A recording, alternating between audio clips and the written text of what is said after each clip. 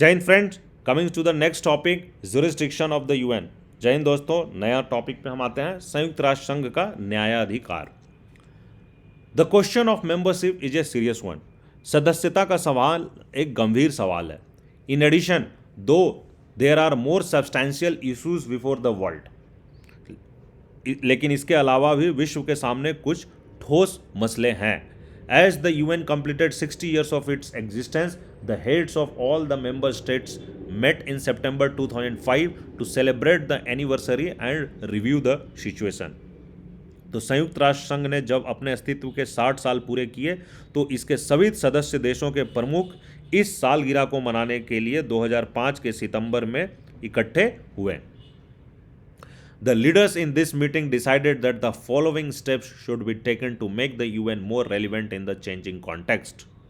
तो इस अवसर पर मौजूद स्थितियों की समीक्षा हुई, है ना, मौजूदा स्थितियों की समीक्षा हुई और इस बैठक में शामिल नेताओं ने बदलते हुए परिवेश में संयुक्त राष्ट्र संघ को ज़्यादा प्रासंगिक बनाने के लिए निम्नलिखित कदम उठाने का फैसला लिया। Creation of a peace building commission, शांति संस्थापक आयोग का गठन।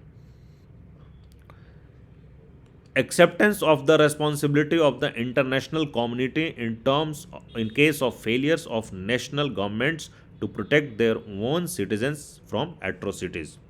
यदि कोई राष्ट्र अपने नागरिकों को अत्याचारों से बचाने में असफल हो जाए तो विश्व बिरादरी इसका उत्तरदायित्व ले।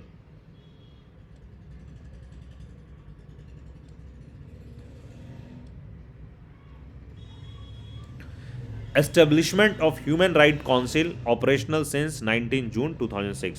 मानवाधिकार परिषद की स्थापना, है ना, और जो 19 जून 2006 से स्थापित है, सक्रिय है। Agreements to achieve the millennium development goals, MDGs, है ना, सहस्त्राब्दी विकास लक्ष्य को प्राप्त करने पर सहमति।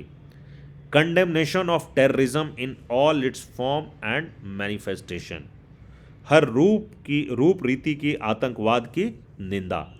Creation of a democracy fund, एक लोकतंत्र कोष का गठन।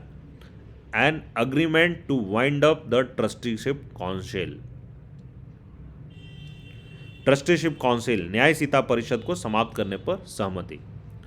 It is not hard to see that these are equally contentious issues for the UN। यह समझना कठिन नहीं है कि ये मुद्दे भी संयुक्त राष्ट्र संघ के लिए बड़े पेचदार है। What should a peace building commission do, शांति संस्थापक आयोग को क्या करना चाहिए। There are any number of conflicts all over the world, दुनिया में बहुत से झगड़े चल रहे हैं।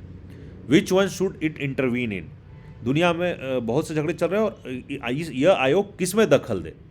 इज इट पॉसिबल और even desirable for it to intervene in each and every conflict, क्या हर झगड़े में दखल देना क्या इस आयोग के लिए उचित अथवा संभव भी है।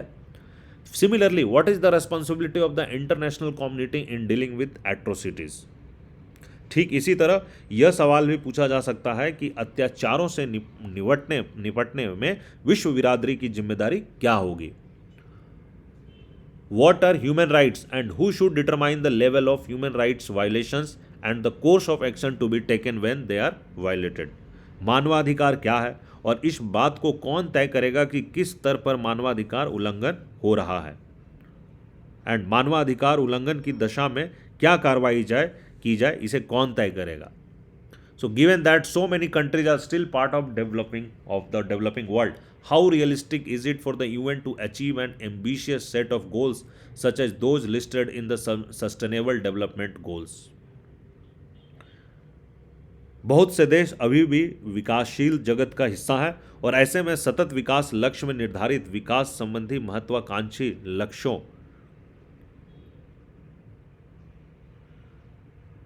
कि संयुक्त राष्ट्र संघ के एजेंडे में विकास का मामला, तो इसको पाने में जो डिफ़िकल्टी होगी, है ना, को जो इसका अगर हम मानक बनाएंगे तो ये कहाँ तक व्यवहारिक है ना। Can there be an agreement on definition of terrorism, क्या आतंकवाद का कोई सर्वमान्य परिभाषा हो सकती है। How shall the UN use funds to promote democracy and so on, संयुक्त राष्ट्र संघ लोकतंत्र को बढ़ावा देने में धन का इस्तेमाल कैसे करेगा ऐसे ही और भी सवाल किए जा सकते हैं। So there are lot of questions friends and जो रिमेन अनआंसर्ड, जो इतने सिंपल नहीं है, वो बहुत जटिल है। इनके जवाब तरह से नहीं सोचे जा सकते हैं। There are multiple perspective and multiple thought, and हर एक विचारधारा में कुछ कंट्री को एडवांटेज और कुछ कंट्रीज को डिसएडवांटेज हो रहा। तो इन कारणों से ये सारी सवालें बनी हुई है। और ये टॉपिक भी दोस्तों यहाँ पे समाप्त हो जाता है। जय हिंद, जय भारत।